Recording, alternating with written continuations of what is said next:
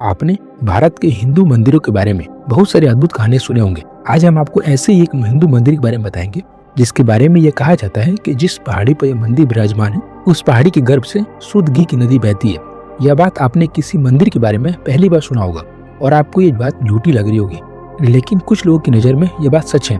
आइए सच्चाई के बारे में जानते हैं। बहुत पुराने समय की बात है। असम की धरती पर घने वन थे। नीलाचल पर्वत को लोग केवल एक पहाड़ी नहीं मानते थे बल्कि देवी का जीवित स्वरूप समझते थे। उसी पहाड़ी की चोटी पर विराजमान थी माँ कामाख्या देवी, सृजन, शक्ति और रहस्य की देवी। नीलाचल पर्वत की चट्टानें साधारण नहीं थी। कहा जाता है कि पहाड़ के भीतर स्वयं धरती की नाड़ी धड़कती है। वही पहाड़ की कोख में एक ऐसा स्रोत था जिस आम लोग नहीं देख पाते थे।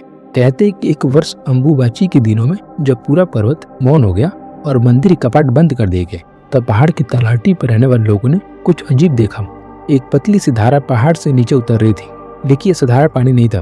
उसका रंग हल्का पीला था, उसमें घी जैसी चिकनाहट थी और हवा में एक अलग सी सुगंध फैल रही थी।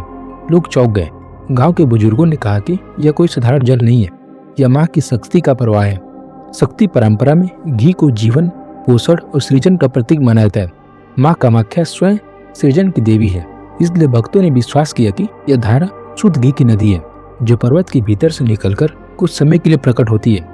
लोग उस धारा को प्रणाम करते हैं, उसमें हाथ डुबोते हैं, उसे देवी का आशीर्वाद मानते हैं। कथा कहती है कि माँ कामाख्या उस धारा के माध्यम से बताती है कि जैसे घी अग्नि को प्रज्वलित करता है, वैसे ही शक्ति जीवन को आगे बढ़ाती है।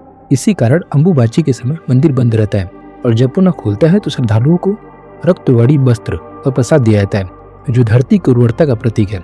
आज भी नीलाचल पर्वत पर जाने वाले लोग कहते हैं कि पहाड़ अब भी जीवित है। वहाँ धारा अब सबको नहीं दिखती है, लेकिन विश्वास है कि माँ कामाख्या की शक्ति आज भी वहाँ बह रही है, कभी जल बनकर तो कभी घी धारा बनकर। हम आशा करते हैं कि आपको वीडियो अच्छी लगी हो। Thanks for watching.